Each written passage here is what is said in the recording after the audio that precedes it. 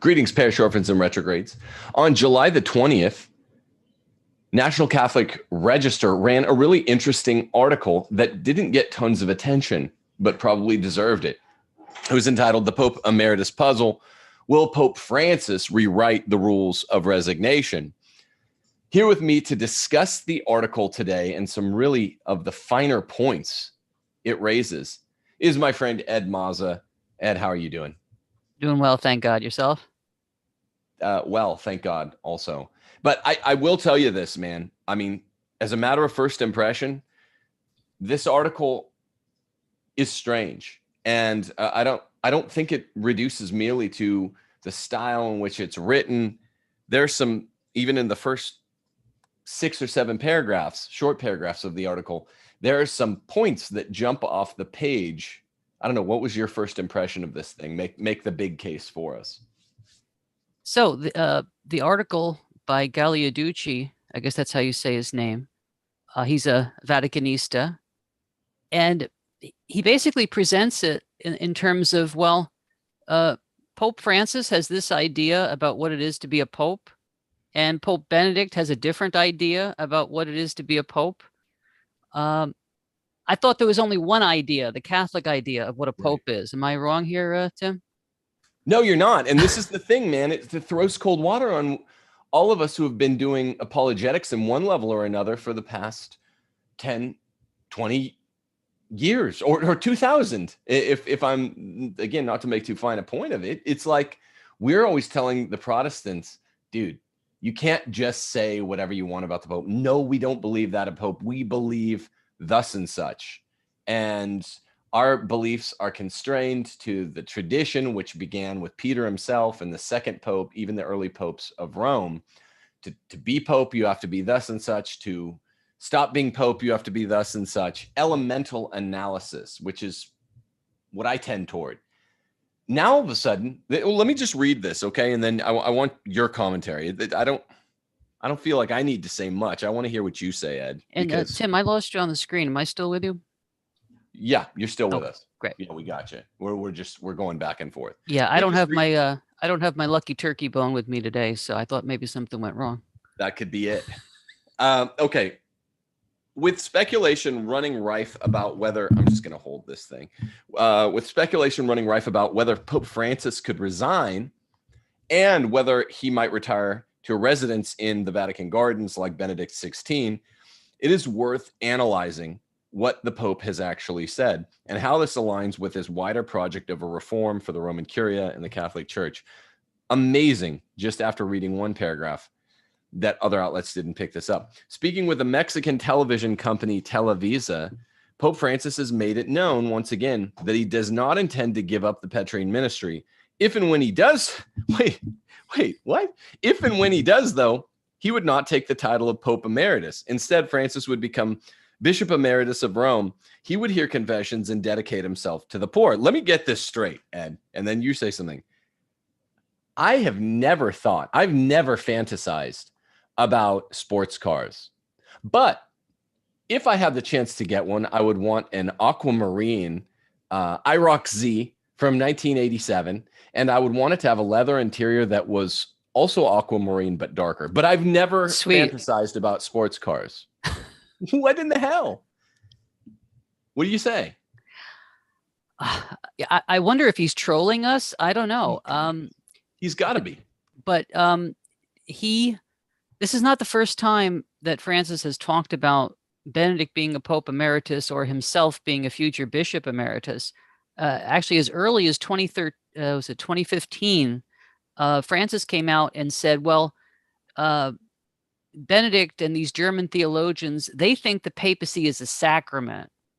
They're always into these innovations. I don't agree personally, but what? That's what I've been saying for the last 2.5 years, by the way, is that Benedict still thinks he's Pope in some sense. Yeah. Well, he uses the term Pope Emeritus and he still wears white. That's not your claim that Benedict is Pope, I guess, in all senses is heavily controverted. But the claim that Benedict is Pope in at least one sense or another is Well, for 9 years, it hasn't been controverted. The second sentence, by the way, Ed, of this second paragraph of this article goes, instead, unlike Benedict, what he's done, instead, Francis would become Bishop Emeritus of Rome, not Pope Emeritus, but Bishop Emeritus of Rome. He would hear confessions and dedicate himself to the poor. Again, I'm belaboring the point, but this is a lot of detail for someone that says, I would not ever even think about, I would never entertain leaving the pontificate. But if I did, here's what I would do. I'd hear confessions. I'd probably still eat at this small trattoria that I used to love going to when I was Pope. Trattoria di Roberto, I think, in Borgo Pio. Yeah, no, it's in Trastevere, and I would. It's near the Jewish ghetto, and I would go there when I was Pope, and it's like, dude, he is. So here, at one level, I know we're going to go deeper. We're going to go at least some into the analysis you want to drag us into, and I think it's inescapable to admit that, like, I've said this all along. We at least have to hear guys like Mazza out, but that doesn't mean I agree with you, because I don't. But before we get to that, let's stay a little more superficial. Sure. Before we get to Pope qua Pope, let's get to just the analysis. Francis qua Francis. This guy is a natty-born troll. He's just, you said it, trolling us, man. He's like, I wouldn't do this. Oh, but here, and this is what his whole pontificate has stank of. It's just, yeah, you know what? Before the 2015 Ordinary Synod on the Family, Cardinal Casper and his whole plan to give communion to the divorced and civilly remarried, that's out. I heard him out. I kind of favored it at times over the last year, but he's out. And then all of a sudden, October begins in 2015, and Casper's not out. He's very in. And then all of a sudden, 6 months later, we get the post apostolic exhortation, post synodal apostolic exhortation. Right. And it shows that no, Casper is very much in. And then 6 months after that, we get the interpretation from the Argentine bishops that Francis puts into the AAS. And he says, this interpretation, the Casperite one, that the Buenos Aires bishops gave to Amoris Laetitia is correct. So he's done this about 100 times as Pope.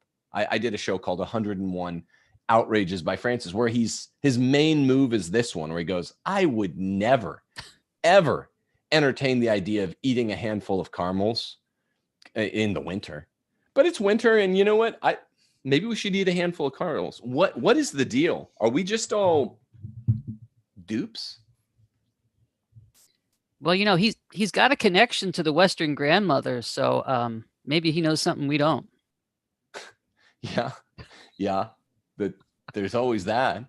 But I mean, like, what I'm saying is, at the most basic level, forget Pope qua Pope. Right. I just feel like when the media wants to report on someone without taking them seriously, like they did for several years to someone like Milo Yiannopoulos, they call him a provocateur. Pope Francis has to be taken seriously because he's Pope or whatever. I mean, you balk, but putatively he's Pope. So he's automatically given gravity, and he's given a munus. He's given an important office. But isn't he just a provocateur? This is what he's doing. He's just trolling us, man. My mother used to have an expression, you lie down with dogs, you get up with fleas. I mean, consider the people that he hangs out with, the Jeffrey Sachs, the Klaus Schwabs. Did you know that 3 years ago, in August of 2019, in an interview, they asked Pope Francis, what do you fear for the future? And he said, I fear the outbreak of new deadly diseases. I didn't know. And then 3 months later, COVID breaks out.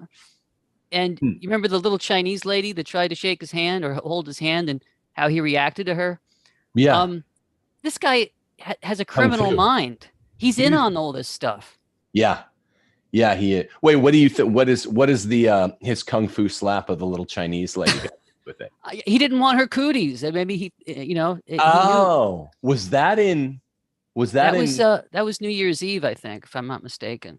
In that 2019, you put that together. That's interesting. I could be wrong, but August of 2019, 3 or 4 months before this whole thing breaks out, he says, I'm worried about, future new deadly diseases. No, this guy's in lockstep with the forces of Antichrist here. And if he was anybody else, he'd have to answer for crimes against humanity. Yeah. Well, he's definitely friends with Ban Ki-moon of the US, of the UN. Emma Bonino, Italy's greatest, in scare quotes, abortionist. Bono, things like, and you named Jeffrey Sachs, who might or might not have been one of the ghost authors on his first full encyclical. These are so this is, thank you. You answered this question exactly as I framed it. And it's like Francis qua Francis. This guy is either a troll who is enjoying not even hiding in plain sight. Trolling in plain sight is more like what he does. Or he's just really, really, really bad at hiding in plain sight, such that like half the Catholic world knows he's a bad man, and he can't go longer than 10 minutes without contradicting himself. He'll say, hey, who am I to judge about gays and lesbians and trannies? But then he'll also say it's from the devil. It's like, well, you're Pope, man. You're the Bishop of Rome. It's your job to be on earth the judge of something that you, by your own admission, comes from the devil. There are too many to start enumerating them, but it's been the main mark of his pontificate is not just changing 2,000-year-old Catholic tradition, but self-contradiction, changing even what he's saying, and then just living with it and expecting us to live with it. Yeah, I agree. Now, the second section in the National Catholic Register article is, unsurprisingly, the part that you found the most interesting, and you were even suggesting it as a title for the video, which wouldn't have been a bad title. I think it gives away the game. It's, does one stay Pope forever? And the first paragraph, and you do the commentary here, is, in practice, Benedict XVI distinguished between the munus and the officium, that is, between the function and the exercise of the function. I know you're probably levitating in your seat when you read this.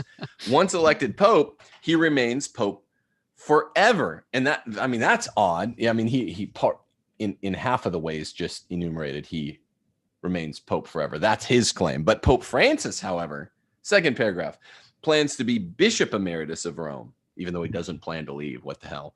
He would no longer have the Petrine primacy and therefore would return to work in private life as a confessor and likely also reside in the Lateran Palace, which is, the palace is as big as the Petrine Palace. And this was outlined in an essay from 2013 that was recently republished by Civiltà Cattolica. Oh, you walk us through this, man. How does this work?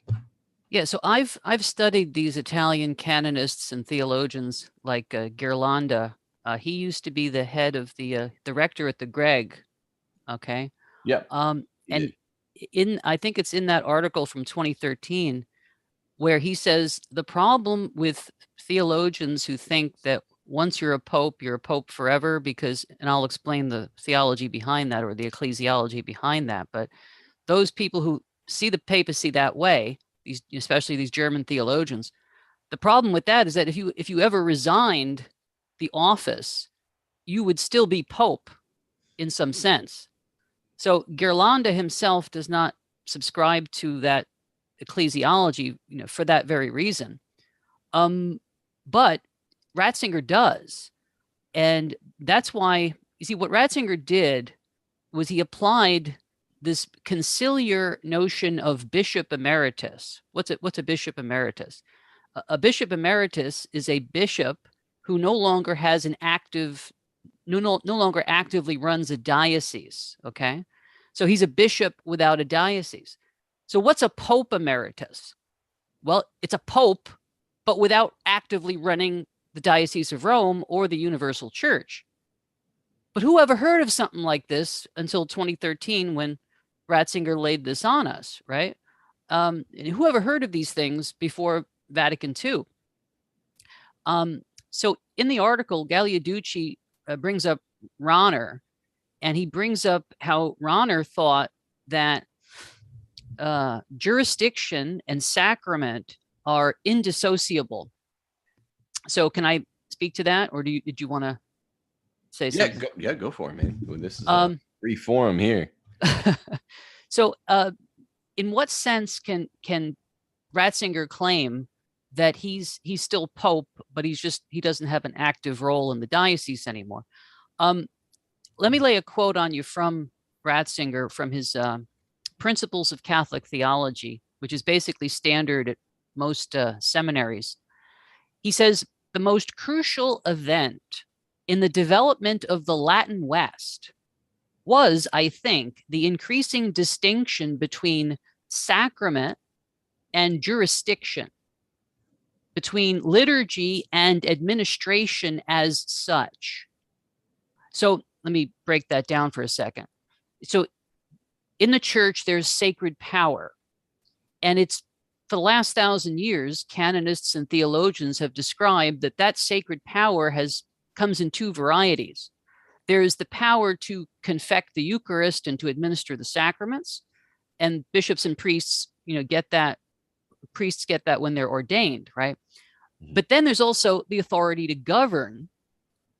And for the last 1,000 years, the church's theology of jurisdiction is that all jurisdiction comes from the Pope, and then the Pope shares that jurisdiction to govern individual dioceses with the bishops. Mm-hmm. Now, without getting too deep in the weeds here, Vatican II changed that. And Ratzinger, as an expert at Vatican II, was in the foreground of that. But let me just finish the quote from him. Wait, where did Vatican, sorry, Ed, where did Vatican II change that? I'm just curious. In Lumen Gentium, it says that a bishop, when he's ordained or consecrated a bishop, that's when he receives the three munera, the office of teaching, the office of governing, and the office of sanctifying. But prior to that, I mean, Pius XII was on record as saying, and Ottaviani thought that this was theologically certain, that bishops do not get the power to teach or the power to govern when they're consecrated. They get that when they're assigned a diocese by the Pope. You see the difference there? Yeah, power. But if you get it when you're consecrated, if you get it sacramentally, you can never lose it. And so this is the problem. Let me, if I can, I'll just finish Ratzinger's quote. He says, and this is from Principles of Catholic Theology. It's from Ignatius Press from like 1987. He says, I think we should be honest enough to admit the temptation of mammon in the history of the church and to recognize to what extent it was a real power that worked to the distortion and corruption of both church and theology, even to their inmost core. Well, what is his bee in his bonnet? What's he upset about? What has he's actually claiming, if you take him at his face value here, he's claiming that the church and its theology to their inmost core have been distorted and corrupted. By what? What's the corruption? What's the distortion? And the last line goes like this: the separation of office as jurisdiction from office as sacrament or rite was continued for reasons of prestige and financial benefits. So as Ratzinger understands the last millennium in the church in the Latin West, he thinks that the separation of office as governance or jurisdiction and office as sacrament was deliberately separated one from the other, and that's bad. So what does this mean in practicality? It means that the office of Pope, which again, for the last millennium, we've understood it as strictly an office of jurisdiction. So you can resign the office and somebody else can take it, and that's okay. But if it's also sacramental, well, then you can never really walk away from it. You see where Ratzinger's coming from here? Sure. Where do you say Ratzinger's wrong? Well, it's like this. and I've said this since my first appearance two years and 2 months ago on Dr. Marshall's show. Anybody who reads Benedict's Declaratio of February 2013, it's clear that he is giving up being the Bishop of Rome. He resigned that. But he says, I resigned the ministry of Bishop of Rome, because he's no longer an active bishop, right? He's the Pope Emeritus, like similar to a Bishop Emeritus. A Bishop Emeritus is a bishop without a diocese. Well, a Pope Emeritus is a pope without a diocese, but that means he's still Pope in some sense. I think the clearest way of my trying to explain where Ratzinger is coming from is just to briefly state what he said to Seewald, his old friend, right, in 2016, 3 years after he resigned, in Seewald's book, Pope Benedict, Last Testament in his own words, right? Basically, Seewald just throws back to Benedict what Benedict already said in his Declaratio of February 11th, 2013. He says to him,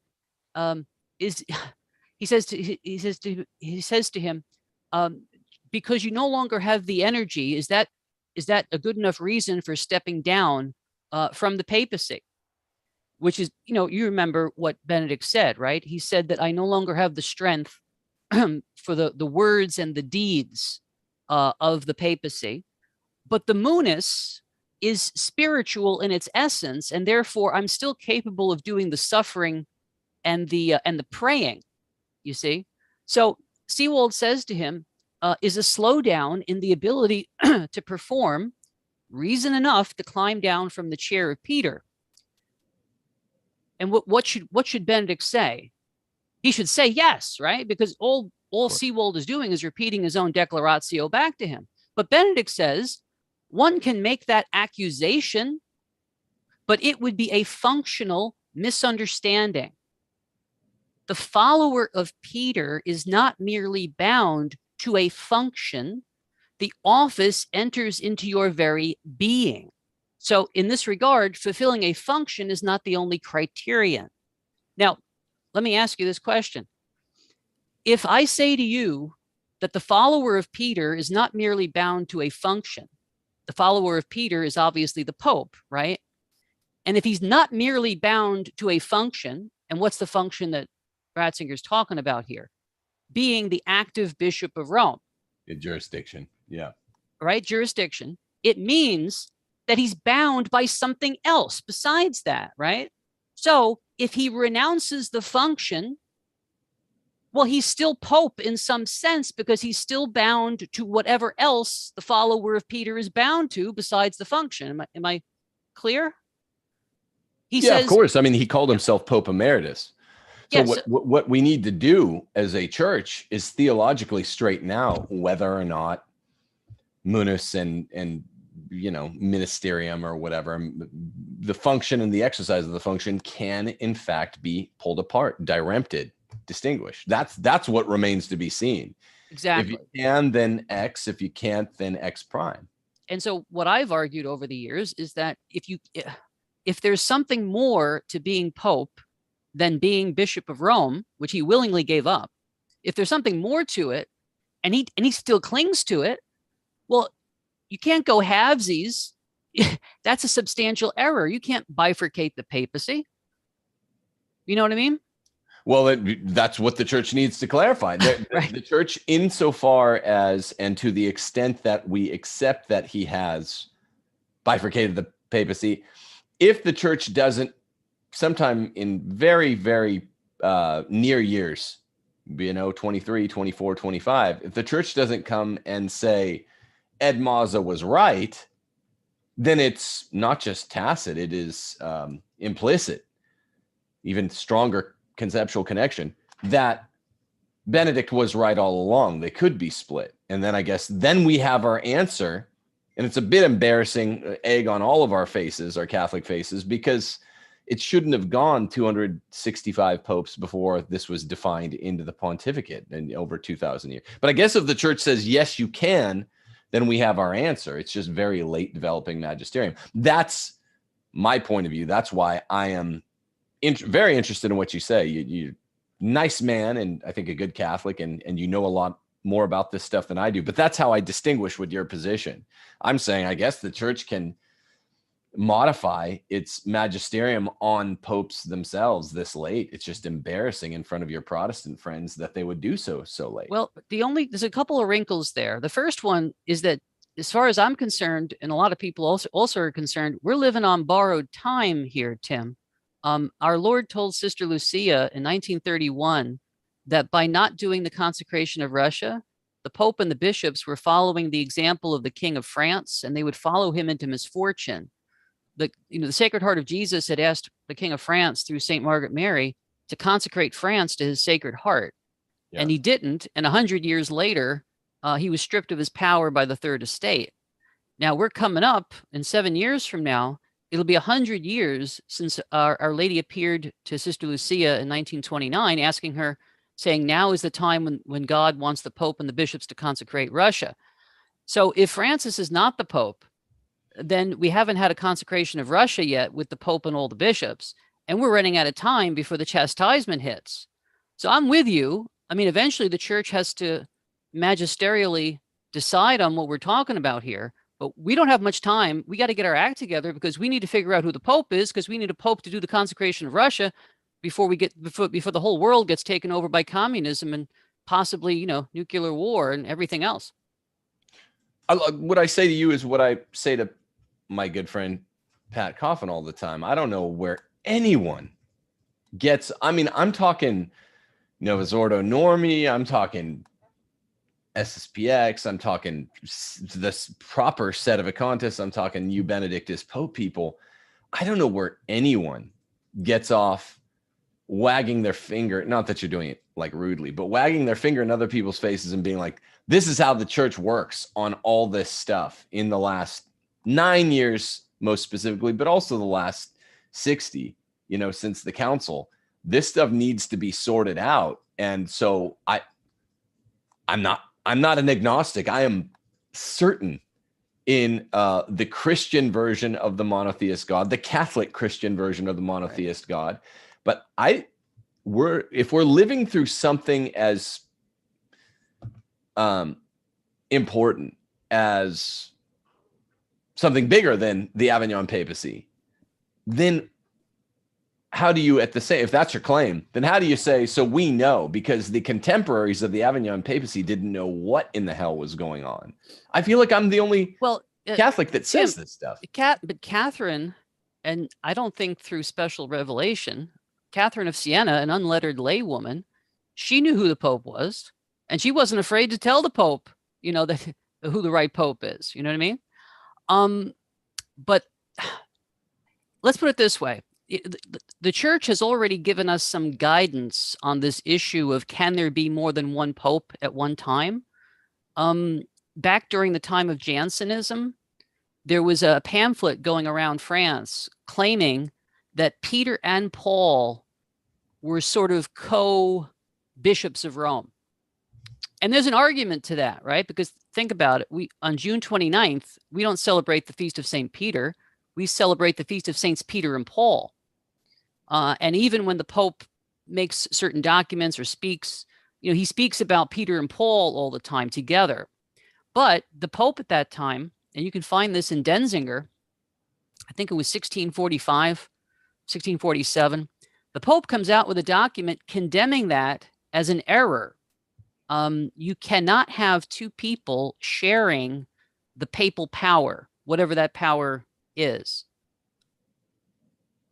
Steph, would you grab me my copy of Denzinger? I'd like to look. I could find that. I mean, I could look on. Yeah. I could. Yeah. Because actually, this is probably a good segue for this. I'm actually coming out with an article, God willing. It's a peer-reviewed article that's been accepted in an academic journal. I don't want to name the journal because of cancel culture, but it's set to come out in September, where I basically talk about ordo and jurisdiction, and I go through Benedict's statements over the last 60 years. And this is one of those things that came up. Jansenism. Let's see if I can. Yeah, here we go. In 1645 is when this pamphlet came out, called On the Authority of Saints Peter and Paul. You got a and page then number for this? Innocent the Tenth, by a decree of the Holy Inquisition in 1647, he put that on the condemned list, and he said that you can't have Peter and Paul sharing the governance of the church. Let's see if I can find where that is in Denzinger. No, I don't have the reference, but it's in there. But that would be governance. That would be, you know, that would speak specifically to, you can't have Peter and Paul sharing the exercise of the governance of Rome, but in theory, I think the expression that was used was supreme power and governance of the church. Now, and this isn't what we're talking about today. We're talking about what is the essence of being Pope. Is it more than just being Bishop of Rome? Apparently, for Ratzinger, if you read all his public statements, the follower of Peter is not merely bound to a function, the function being the active running of a diocese. If there's something more to it, what is that something? Now, back when I was on with Marshall, 2 years ago, I postulated that perhaps Benedict was holding on to Vicar of Christ, which is a title that apparently Bergoglio doesn't like or doesn't want. He's, consigned it to the trash bin of history, right? In the annuario. You see, I did some research on this, and what I found out is that there are some theologians, they're in the minority, but they're there, who claim that it might be possible for a pope to separate the primacy from the Romanitas, to separate the being Vicar of Christ from being Bishop of Rome. So one scenario, I mean, we're just throwing out scenarios here. One scenario might be that God said to Benedict, well, all right, you don't want to be Bishop of Rome anymore. Okay, I grant that. You still want to be Pope? All right, I'll grant that too. But the only thing I can do for you, I can keep you as Vicar of Christ if you don't want to be Bishop of Rome anymore. So now, under that scenario, Bergoglio would be legitimately the Bishop of Rome. He can make cardinals, but he's not the Vicar of Christ. He doesn't have the primacy. I'm not saying that's what happened. I'm saying that's theoretically possible. Another way I found it. Ed, let me read it from Denzinger. You're right. Decree of the Holy Office, January 24th, 1647.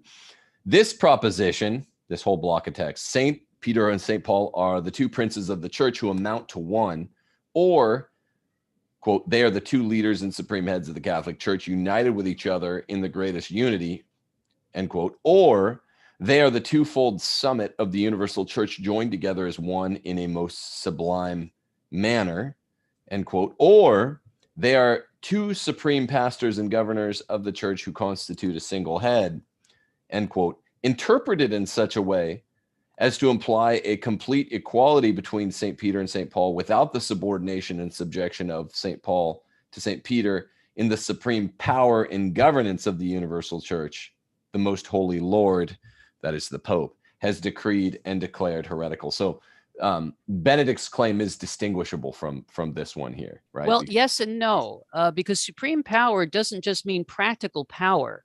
It's separate from governance. It says supreme power and governance. Those are two separate things in a certain sense. I think it's a redundancy the way it's used here. I think supreme power is always jurisdictional in the, you said that you just said it, Tim. Ratzinger doesn't believe that. Ratzinger believes that sacramental power is always part and parcel with governance power. In fact, he thinks that the worst thing that happened in the last millennium for the Catholic Church, the greatest distortion of her theology, is the separation of office as right from office as jurisdiction. So that's why he claims he's still. This is what, because people will ask me, they're like, you have Mazda on a lot. If you don't agree with this conclusion at the bottom of a series of decision trees, why are you interested in what he has to say? Because he knows a lot about the decision. You know a lot about a lot of the top decision boxes. I'm not one of these cats that has to agree with someone all the way to the bottom line to find them interesting. You know a lot about this stuff. But what I'm saying is Ratzinger isn't necessarily right, and we're living through the development of this magisterium. All I'm willing to admit is it's embarrassing that such a fundamental concept wasn't constructed earlier in the history of the popes. Sure. That's all I'm saying. But I'm saying we have to live through it. I don't get how anyone's confident about a damn thing anymore at this level of specificity. Sure. I grant you that. It's just that if Ratzinger is wrong about what the papacy is, since the papacy was the object of his renunciation, if his intellect was in error about the object that he chose to resign from, then he committed substantial error according to the law. I mean, canon law, canon 188 says that a resignation made out of substantial error is invalid by the law itself. Yeah. There's so many if-then statements in this grand conditional that, look, I say it, parish Romans and retrogrades out there listening, I say it time and time again. Don't get mad at people for reasoning this stuff through, because the one holy office of the church, which is supposed to be clarifying for us, is not doing it. So now you get laymen like, okay, well, I mean, you got a couple of lay cats going through their Denzinger, and there are reasonable arguments to be made on both sides. I mean, but you said it yourself, Ed. Even during the Jansenism thing, there's a semi-reasonable argument to be made for the Peter Paul thing, eventually knocked down. I'd tell people within some reasonable set of constraints, we ought to be sort of Big Tent about who we're talking to. I don't know why folks get so mad at you for just trying to make sense of this. I don't like I say, I don't like claims of certitude in these uncertain times. I mean, claim of certitude, don't leave the church, but the church, which has labored so intently over the last 100 years to change itself, we're trying to cling to it like barnacles to the ship in a good way. And we're just figuring out, okay, what's the best point to graft onto? And so I don't get mad when I disagree with people. I'm just like, I don't know what's going on. I would give a quick plug. People should have Denzinger. Yes. Kind of expensive to get, but serious-minded Catholics should have this thing in their home. Explain who Denzinger is for people who don't know and why it's important. Oh boy, that's Ed, you could probably do a better. It's a compendium of the faith. It's a compendium of the magisterium, as the magisterium has articulated what it itself is. Beyond that, that's a bit of a pop quiz for me. What is Denzinger exactly, Ed? Yeah, so it's basically a series of volumes, and of course now it's available online. But it's a series of volumes that contain all the texts of the decrees of the councils of the church, of the dogmatic statements of the popes. So basically, if it's a question of dogma, something serious, you can find who said what. Pope Leo XIII said what when. Or the Council of Trent or Vatican I. You can look it up in Denzinger and find it. And so you'll find references when you read manuals like Ludwig Ott or some of these other manuals. You can see references to Denzinger, such and such and such and such. Right. It's something every serious Catholic should have, and I use it all the time. That was a handier definition of it, but it's compendious to the max, and it's the one that you pretty much need. If you're a Catholic that watches a lot of these shows like mine and all the other trad shows out there, folks, parish orphans, you ought to have this thing. It's a must-have. So there's one quick plug. And if I could put in a quick plug, Tim, I've got my courses for the fall lined up, and one of them is going to be a history of the papacy, Pope history. So if folks go to edmundmaza.com, they can register for that. It's going to start in about 2 months from now. And also I've got a spiritual warfare, good versus evil course starting in September as well. So if folks go to edmundmaza.com, we can do a deep dive into these things. Nice. Are those live? Are those taught live, or are those like pre-recorded? No, they're live, but if you can't make it live, they are recorded, and then I email the recording out to everybody, so you can watch it at your leisure. That's what we do. Yeah, same thing.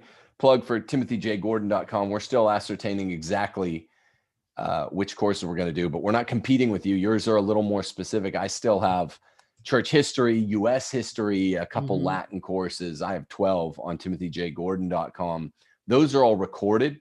So it's a dozen recorded classes that we sell them for cheaper when they're recorded than live, the first run. But and we're not competing. So if you want a more specific history of the pontificate or a good versus evil course, go to Ed Mazza's personal website there. And if you want something that's maybe an intro to the true European history or church history course, go to timothyjgordon.com. We've got 12 of them. What's your website again, Ed? Call it out.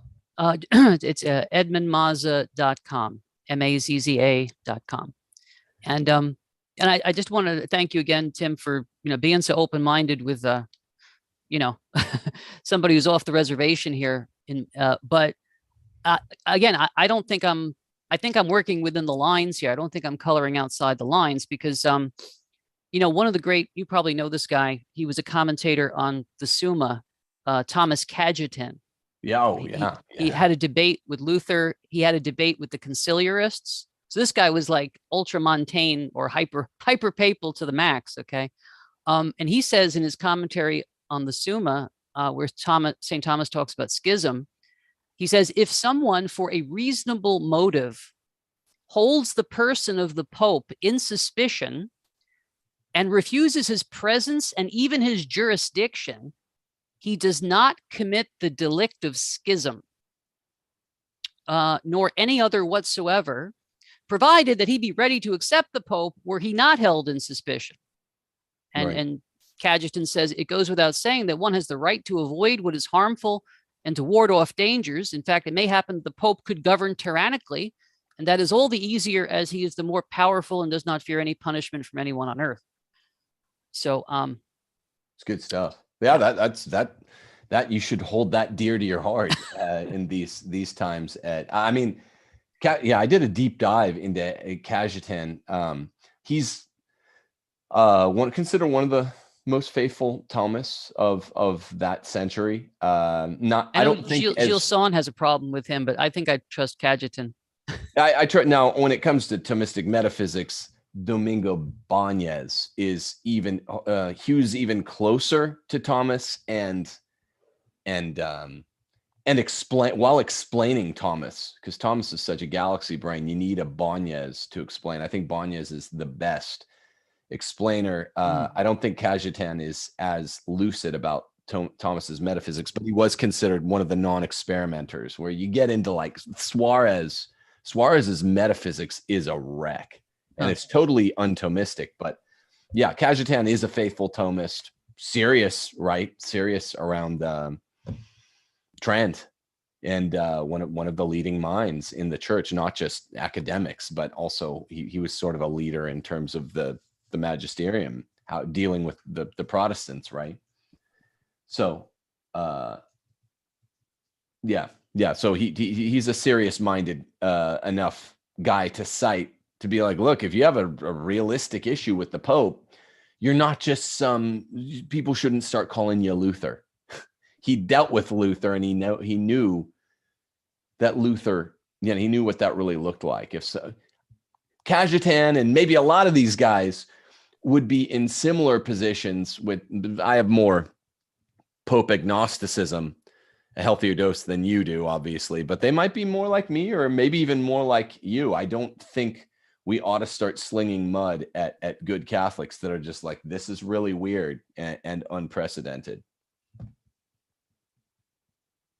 What do you say, Ed? I mean, this is one my explanation. Not that I have to give it. I'm not one of these guys that never feels like I need an apologia. No, I mean, there are people who have criticized me. Some of them to my face, and some of them online.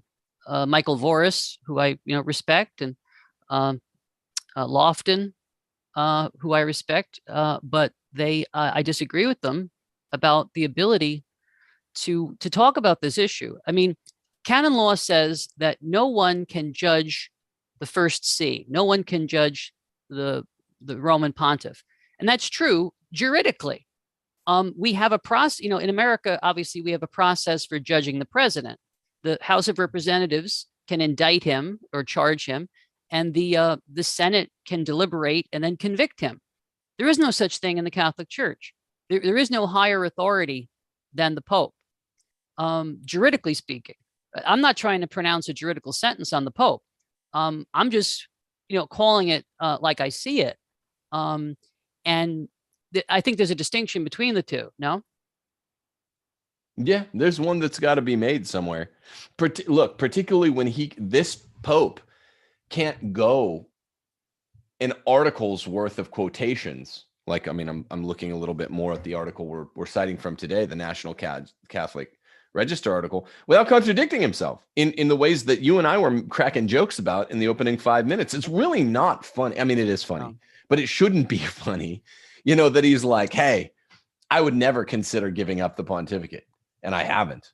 But when I give it up, I'm going to still hear confessions, and I want to live at San Giovanni in Laterano. That's sort of a cooler palace, I think. I'd rather live east of the Tiber, but I haven't thought about it.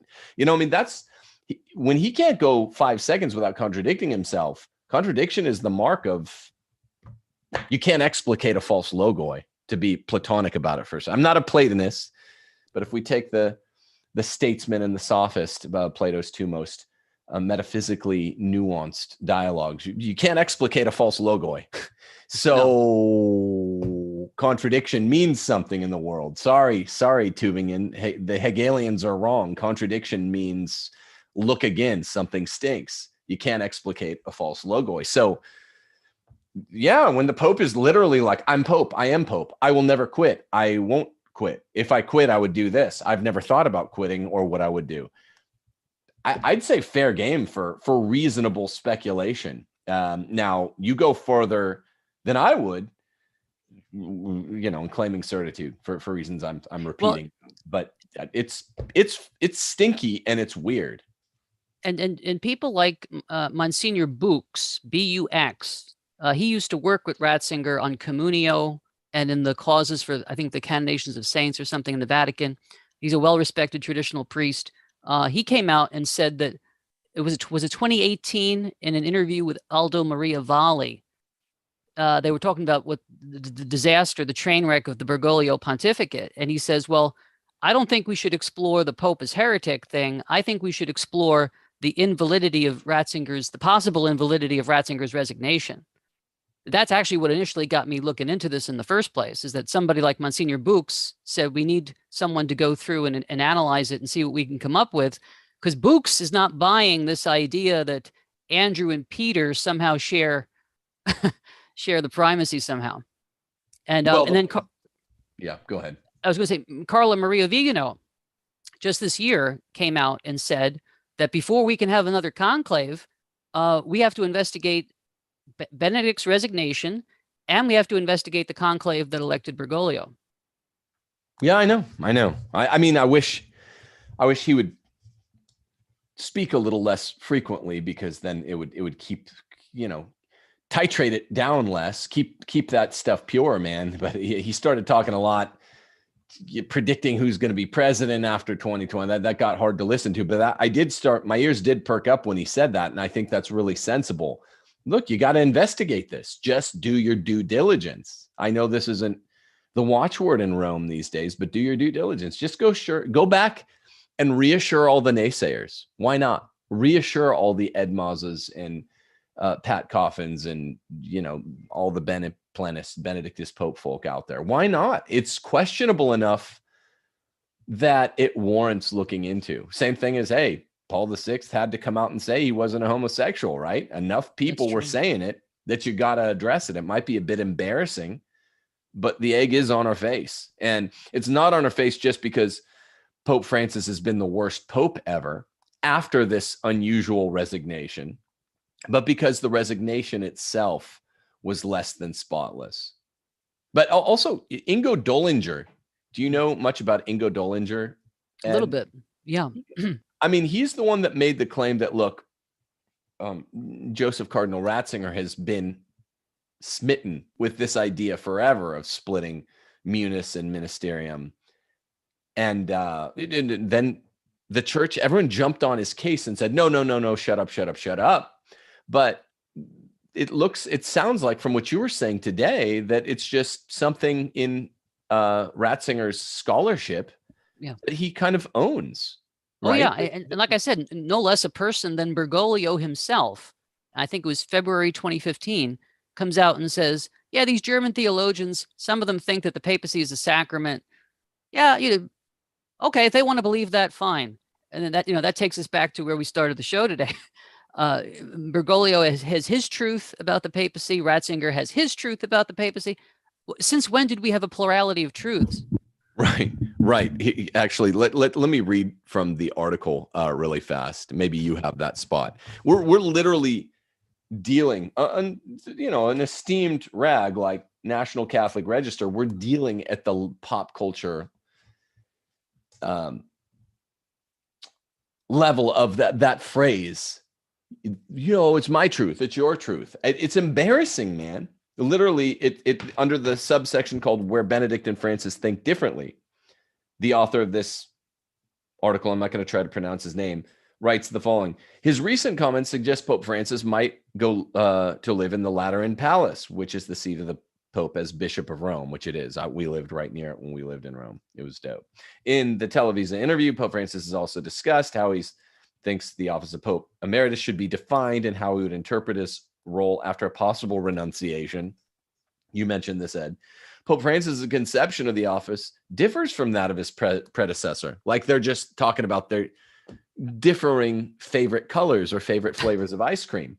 Benedict XVI decided to accept the title of Pope Emeritus and to continue wearing white, although without La Pellegrina, which is the white mantle symbolizing episcopal authority, emblemizing all of that maybe valid, maybe invalid ecclesiology that Ed referenced in sort of the second portion of today's show.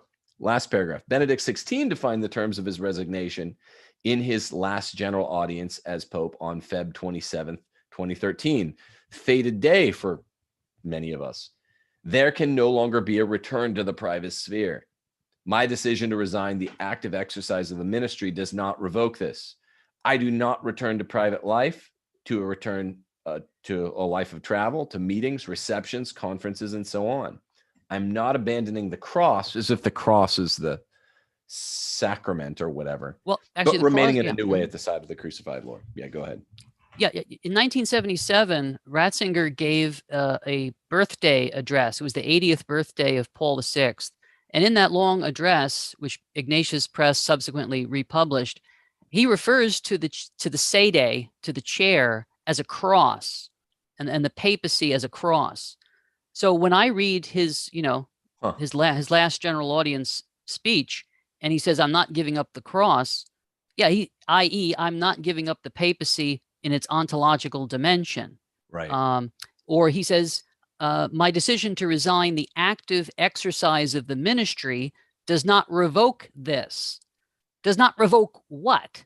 What was given to him on April 19th, 2005, i.e., the papacy or the office of Peter. Why does he have to add the qualifier active ministry? I no longer do the active ministry. You know what I'm trying to say? It's all right. It's all right. It's all that he's not really hiding his theology or his ecclesiology. It's out there. Yeah, an indexical without an index to say this, and you're not clearly referencing anything. Right. This is something I do when we stay in hotels. I just did it, where it's like, I don't want to go through the routine of them telling me I have to buy 2 rooms because I have 7 kids. They're all super little, like 6 of the kids sleep in one bed, leave me the hell alone. So I'm like, yeah, so we've got 2 twins, we've got a newborn, we've got this. I'm just trying to shuffle how many numbers. Steph laughs when they ask how many kids do I have. I'm like, well, let me see. I'm trying to indexical without an index. And I'm literally not even trying to be funny because I have so many kids. I'm trying to hide how many I have. I'm like, well, we have a newborn. We have one that's sort of a fat newborn. We have like a newborn. We have 2 twins. We've got that likes soda. Yeah, partridge in the pear tree. Yeah, it becomes an LSAT problem. It's like one likes soda but isn't sitting at the table. The other one's sitting at the table likes soda. The other one doesn't sit at the table but drinks soda in the other room. They're like, so how many kids do you have? I'm like, who's to say, man? But the point is, it does seem, I mean, I'll grant you this. I've never not granted you this, Ed, that there are parts in the resignation that seem a little bit like Benedict is in mental reservation for a later date. It could be argued he's doing a little bit of indexical without the index. But here's again why I think certitude is wacky. Because that means that at some later date, Ed Mazza would be vindicated. I mean, a later date that's coming soon, coming before either he or Francis die, presumably. He's got to go, aha, now I'm calling in this mental reservation. And this is why I said all this crazy crap, standing at the hotel counter, like, okay, here's how many kids I really have. When's he going to do that? When's the big reveal, according to you? You should be vindicated in your life. This should not be a 200 years hence kind of proposition. Well, there are two ways of looking at it. One way is that he has this mental reservation, and the big reveal, I suppose, is going to be when his spiritual last testament gets published. According to Seawold, he's written a last testament, a spiritual last testament. Right. I think that's going to become the new third secret. I hope there's multiple copies and multiple thumb drives with that document. And I hope he gave it to Ganswein or somebody that he can trust. But of course, the other way of looking at it is that I hope he gave it to Ganswein or somebody that he can trust. The way I would say that. Yes, that is a good one. And the other way, I lost my train of thought here. I'm sorry. But no, you brought up a good point. People say to me, all right, what if I grant you everything you're saying? The fact that we can all agree he gave up being Bishop of Rome, that's enough. That's enough to give up the active ministry, but still be Pope in some sense. That works. That works. And so Francis is the real Pope. I would say to that, what about Blessed Karl of Austria, right? Emperor Charles of Austria. He deliberately worded his November 11th statement, giving up the active governance of his kingdoms, right? Yeah. But he did not abdicate, because the Freemasons came to him subsequently in years subsequent to that, begging him to abdicate and offering him all these kind of deals and things. I don't know if you've ever read Suzanne Pearson on this subject, or Charles Coulomb. No, but I was just talking to Charles about it behind the scenes. Yeah. So it seems to me that's what Emperor Karl did. He gave up the active governance, but that doesn't mean you stop ontologically being what you were given by God. But it works differently with this kind of kingship, to be Peter. It works differently, where you're ontologically, you're a whole other category of leader. And the church just hasn't set out those categories. Metaphysically, they haven't said, here are the 10 categories of being for a pope, because they haven't had to, because you didn't have wacky German theologians. And I'm sorry, folks, that's what Ratzinger was. He's a wacky German theologian that was trying to confuse everyone. And then you didn't get a pope as bad as Francis in a 1-2 punch. It's a deadly combo. So the church hasn't dealt with it. I guess this is the answer to my own question, my embarrassment in front of my Protestant friends. Yeah, it's been over 2 millennia, and we never hashed this category out. But to be fair, we didn't really have to, and we do deal with this stuff in real time. We had the 1-2 punch of a wacky German theologian, Ratzinger, who had all kinds of theories and novelties and liked Rahner in his youth and never got it out of his system. Yeah. And then boom, following it up, this ecclesiological pontifical new doctrine he wanted to bake into the pontificate. Then all of a sudden you had Francis, who was like, well, that's perfect, because I want to come along and remake not just the entire pontificate, but the entire church. So I don't know. It's weird, man. It is, man. We got to pray and have charity for everybody, and pray for Bergoglio, pray for Ratzinger. We want them to get to heaven, but at the moment, souls are going to hell because of all the shenanigans. Yeah. Yeah. Shenanigans. I think, like, lighting some dog poo on someone's porch. Shenanigans are so much more fun and lighthearted. That's But true. yeah, there's wrong word. Yeah, no. I'm just Diabolical sorcery, praying to the Western grandmother. Yeah, it's there. You are. Yeah, praying. Yeah, it's so.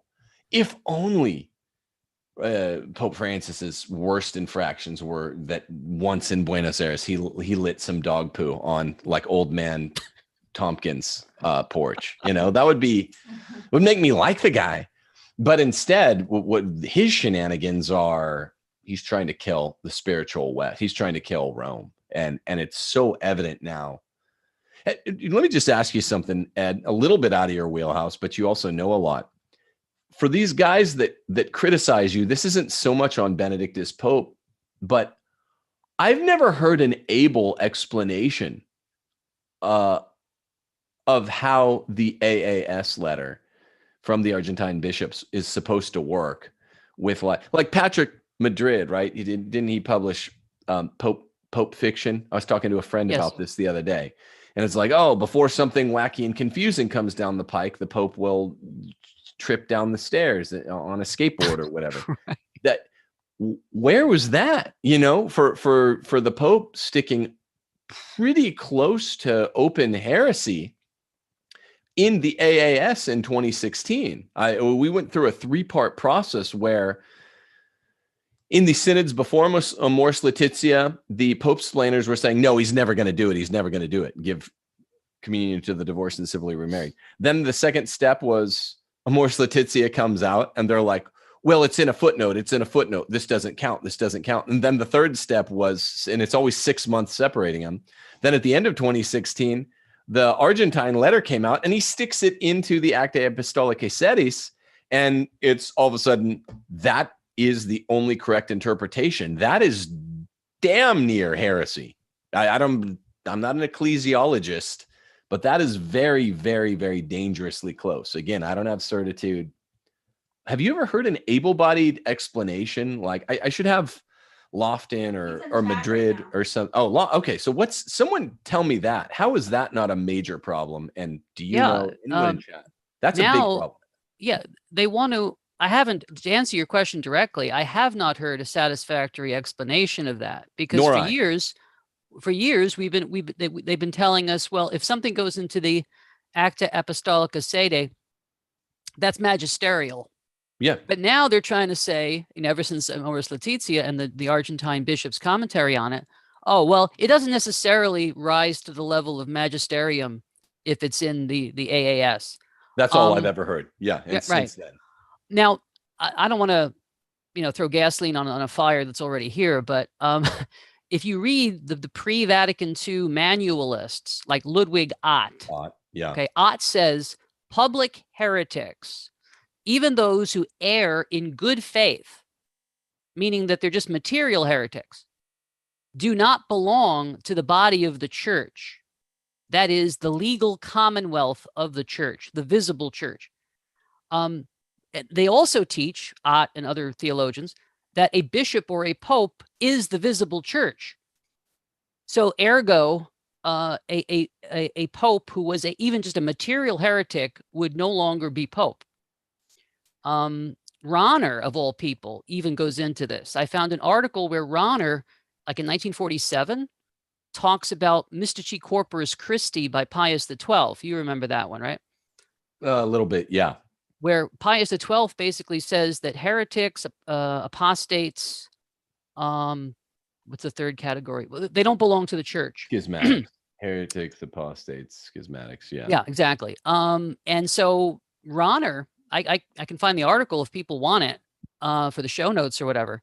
But Rahner basically says that having authority in the church as a pope or a bishop is incompatible with even public. It has to be public material heresy, meaning that you're not even subjectively guilty. Right.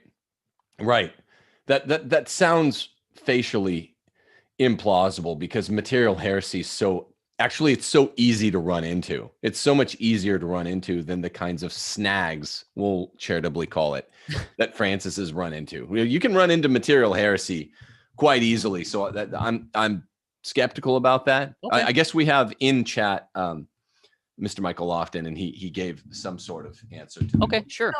So I'll read that to you, Ed. Michael Lofton's in chat. He said, to answer your question, some magisterial acts that are in the AAS are teaching acts and some are disciplinary acts. Yeah, see that's what I've heard, but I mean, again, that doesn't get us off the horn of when we're talking about sacramental dogma, which goes all the way back to, the New Testament, the sacramental dogma of St. Paul saying if you receive unworthily, you're eating and drinking damnation on yourself. It does no good, right? It's a distinction without a difference. It's a distinction with a real difference, but the difference doesn't reside in the domain that we're distinguishing. So exactly. That's just the talking point. That does nothing. This is like you're eating and drinking. This is from Scripture. You're eating and drinking damnation on yourself. How can a pope give you permission to do it? And that is what this pope is doing. It is still the central act for all pope splainers that must be explained is Amoris Laetitia, the Casparites, and then the letter put in. In fact, let me just briefly quote Trent here. Okay, Council of Trent, Dogmatic Council. If anyone say that faith alone is a sufficient preparation for receiving the sacrament of the Most Holy Eucharist, let him be anathema. And for fear lest so great a sacrament may be received unworthily, and so unto death and condemnation, this Holy Synod ordains and declares that sacramental confession, when a confessor may be had, is of necessity to be made beforehand by those whose conscience is burdened with mortal sin, however contrite soever they may think themselves. But if anyone shall presume to teach, preach, or obstinately to assert, or even in public disputation to defend the contrary, he shall thereupon be excommunicated. Ooh, I never heard that one. So there's a good argument there for the automatic excommunication of Bergoglio and all the people like Casper and the German bishops that go along with this. There's, of course, juridically a whole headache that follows on that, but that is not like proof texting. I'm glad you read that out. Thank you. I would not want to be. Let me just say this. See, I take this sort of very, very specific level agnosticism for a reason, and it's not self-preservation. It's because the church simply hasn't pronounced on the problem of Ratzinger yet. And the church has not pronounced on the problem of Francis yet. Or I'll say Benedict XVI and then Francis. These two men are problems for the church, much as John Paul II's a problem. What if you look at I know much more about this, even from a philosophy of action, Thomistic, moral philosophy angle. The 97 Catechism and John Paul II's redaction is actually Catholic consequentialism, which is like the equivalent in moral philosophy, moral theology of a condemnable thing. We're not allowed to do ill so that good may come from it. So the 97 death penalty revision is straight up, inarguably wrong Catholic consequentialism. So it should still lump the last three popes in this. The church has to deal with the major innovations and errors of JP2, Benedict XVI. And then Francis is like a whole new category of headache. I mean, there are all kinds of errors that come out of ecclesiology in Benedict. John Paul II, the moral philosophy, the feminism, the death penalty stuff. It's really, really bad. Some of his actions, obviously, though that's not as puzzling. That's just vexing, the kissing of the Quran. But then you get to Francis, and it's a combination of ecclesiological errors and then just dogma. It's just straight up saying, I'm Pope. I can now say, you can go. It doesn't matter. We're not even talking about people that have made imperfect acts of contrition, folks. Francis says, I'm Pope. I say, you don't even have to say sorry for this mortal sin. I'm Pope. What else does he say in Amoris Laetitia? The logic of the gospel doesn't even teach that you can be punished forever in hell. He says that in Amoris Laetitia. We have a ginormous problem with Pope Francis. And so to jump all over the case of people that are just trying actively to make sense of it, to me, is lunacy. And I'm like, well, I don't know how you're certain, but we got a major issue, and we've never had an issue like this before. A pope that says in an encyclical, and they have always maintained this, that encyclicals aren't necessarily magisterial, but in an encyclical, we have a pope that says the logic of the Gospels does not allow eternal punishment. It's a mic drop, man. Well, Tim, the late, great, venerable Fulton J. Sheen, back in the 70s, he said that it's the lay people that are going to save the church in a certain sense by stepping up. But, he also gave an interesting address about the Antichrist. Have you ever heard his description? Look, read it to me, I'll tell you. Yeah. If there is no sin, then there is no judge. And if there is no judgment, then evil is good and good is evil. And basically Sheen is saying, well, how can we recognize the forerunner of the Antichrist, the false prophet, or the Antichrist, if he's going to be able to deceive even the elect? And he's going to come off like such a great guy that, he's not going to have horns and a pointed tail, right? So how does Sheen describe, how can we recognize him when he comes? He will write books on the new idea of God to suit the way people live. Make men shrink in shame if their fellow men say that they are not broad-minded and liberal. He will be so broad-minded as to identify tolerance with indifference to right and wrong, truth and error. He will spread the lie that men will never be better until they make society better, and thus have selfishness to provide fuel for the next revolution. He will foster more divorces under the guise that another partner is vital. He will invoke religion to destroy religion. Does it sound like anything?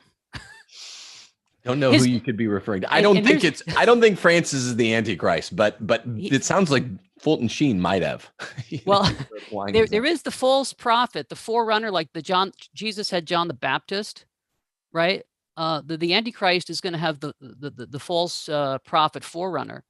And Sheen finishes by saying his religion will be the brotherhood, i.e. fraternity, without the fatherhood of God. He will set up a counter church which will ape the church of God, because he is the devil and the devil is the ape of God. It will have all the notes and characteristics of the church, but in reverse and emptied of its divine content. It will be a mystical body of the Antichrist that will in all externals resemble the mystical body of Christ. I'll dismount the soapbox. Yeah. Well, again, the easiest video I've ever done wasn't the least preparation, was the 101 outrages of Pope Francis. The first couple years of this pontificate, Ed, people could say, oh, that's media spin. I literally called up Chris Albert, who's a nice guy, who was on the radio. Oh, right. I was picking up a prescription for Abby. And it was the day after, I think Greg Burke Pope Francis had said, contraception's fine in the case of Zika virus. And the next day, Greg Burke just came out like while I was driving and said, yeah, the Pope did say that. And he said condoms specifically are okay in the case of Zika virus. This is February of 2016. And I happened to be listening to Catholic Answers or something on the radio, Catholic radio.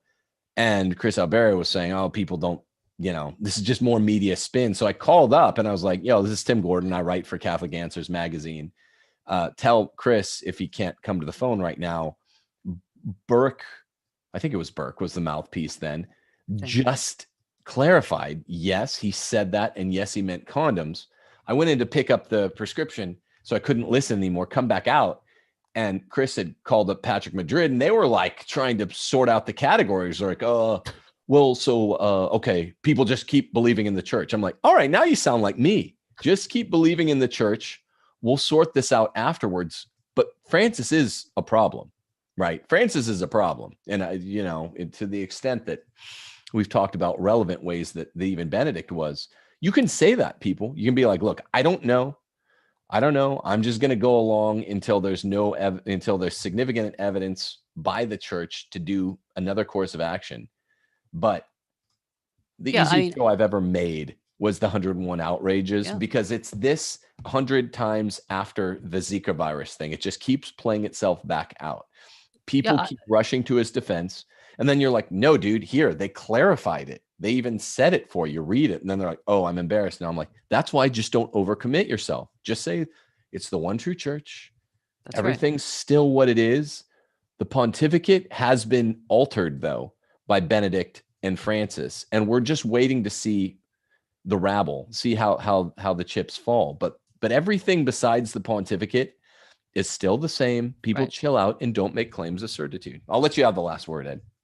Well, I consider myself a spiritual son of the late great Father Nicholas Gruner. And, for 35 years, he was criticizing the Vatican for not consecrating Russia and for not publishing the full text of the Third Secret. And people would say to him, aren't you causing scandal? Isn't it true that some people are going to leave the Catholic Church because of what you're saying? And Father Gruner said, look, it's not my intention to have people leave the church. Quite the opposite. I don't want anybody to leave Holy Mother Church. But truth is primordial. And Pope Felix III said that it is better for scandal to arise than for truth to be suppressed. So I have adopted Father Gruner's position here.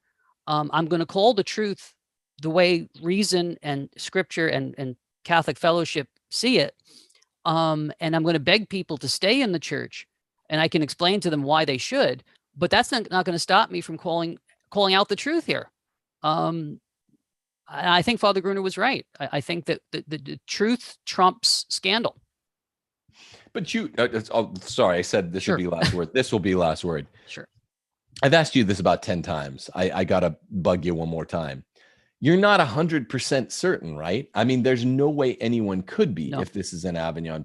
I mean, maybe Francis is Pope and just the pontificate got altered by all the perversion. Maybe Malachi Martin was right, and they were the wicked guys that stole into the church in the 20th century, successfully altered the pontificate in some way going forward, and it was debilitated, whether it was an enthronement to Satan, like Martin says, or something else.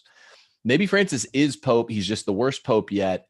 And now there's like a debility that we're struggling on with, and we don't even know what it is yet. It'll be revealed later. I mean, do you acknowledge that could be a thing? I agree with you when you restrain yourself to something big has happened here with the last few popes, basically from Vatican II onward, particularly the last two popes, Benedict and Francis. I agree with you. I'm like, the Pope splainers can't just be like, nothing to see here. There's no saying nothing to see here. There's something. But how certain are you? How certain do you claim to be that you know that Benedict is Pope? You're like asking me, like Dr. Mazza, you still beat your wife? No, I'm not. I know you. Dr. Mazza does not beat his wife. But I mean, how certain can you claim? How much certainty can you claim? I say that you should join me in telling the Pope splainers out there, as I've been saying for all 9 years of his pontificate, 2 weeks in, this is too weird, man. And the case has only grown. You can't say nothing to see here. You also can't claim you're sure of much of anything surrounding Francis. Well, I'll say this. I'll give an example from history because I do have a PhD in history. So back around the year 430, in the imperial capital of Constantinople, the new bishop there, Nestorius, gave a sermon in which he basically, a Christmas sermon of all things, in which he denied that Mary was the Theotokos, the God bearer, the mother of God. And it was a layman who stood up in the cathedral and said, that's heresy. You're a freaking heretic. That's my paraphrase. And then that layman didn't stop there. He put up placards in the cathedral and around the city of Constantinople, calling on the bishops and the monks and the people to join him in taking a vow against this heretic. And then he explained how Nestorius was essentially channeling Paul of Samosata. Have you ever heard of him? He was like a heretic from the 2nd century or 3rd century, in the 200s, I guess. Anyway, long story short, I believe, if I remember his name right, this guy was Eusebius of Dorylaeum. And was he, you know, did people run him out of town because it was not his place to call it like he saw it? No, he was later confirmed by the Pope, and people like him were confirmed by the Pope. And the Pope said that when Nestorius tried to excommunicate you for saying these things, that excommunication was invalid because he had lost his office for being a heretic. So what I would say is, I think Eusebius was right for standing up, but it's also true that we didn't get finality until the Holy See, the Pope, actually came out and said, yeah, Nestorius was a heretic. And of course, in 431, they held the Council of Ephesus and formally defined Nestorianism as a heresy. Yeah, that's helpful. I mean, I would have liked, it's really stuck in my craw all the many times that Pope Francis has taught. Was that at a sermon you said, Ed? That Yes. Nestorius taught? Yeah, so they'll say, oh, you didn't write it. It's like, how many times in sermons has Pope Francis said Jesus didn't work the miracle of the loaves and the fishes? I wish someone would have stood up then and been like, you commit yourself to that? Are you saying this or not? Someone needs to start holding his feet to the fire. Are you saying this? Because that's error, right? Jesus performed miracles, right? How basic is this? So it proves that you don't have to be wed unless you start saying heretic. I think the church has added gloss to a heretic that requires, you know, that he's unrelenting. And well, when you say that God wills the diversity of religions, I mean, you're dealing with heresy there. Yeah. Material at least. Well, but then he said, not in his wise will, but in his permissive will. No, he didn't say that. Schneider wanted him to say that. In a private conversation, he allegedly told Schneider, oh, yes, that's what I meant. But he never publicly corrected himself. So he's still a public material heretic. Yeah, that's true. Yeah, I mean, that's what I'm saying. That's why I don't think material heresy. I mean, Francis better pray that material heresy doesn't remove you automatically, like that document you cited earlier. Because there, Ludwig Ott, Karl Rahner. You know, when you can get Karl Rahner and Ludwig Ott to agree on something, that's something. Yeah. Holy cow, man. We talked about everything, but I don't even know how to close this. Thanks for being a good dialogue partner, Ed. Thanks for not Thank you, Tim. Yelling at me. Why do people yell at each other so much now? It's like that old Depeche Mode song. People are people. Oh yeah. So why? Yeah. I was like, I hope, because they go you're way punching back. And you're kicking and you're shouting at me. Yeah, I don't. Exactly. Yeah. That's why the lay people can never save the church, because they don't have the mantle of authority. Correct. So literally most people, I mean, I'm not bragging, but I guess I am a little bit. Most lay people can't do what we're doing, disagree, and still find like, well, okay, this guy knows a lot about this. And he's good at discussing. So why are we mad at each other that we have along very, very refined algebraic levels of reasoning? It's like, well, we agree about the first 14 lines. We just disagree about line 15.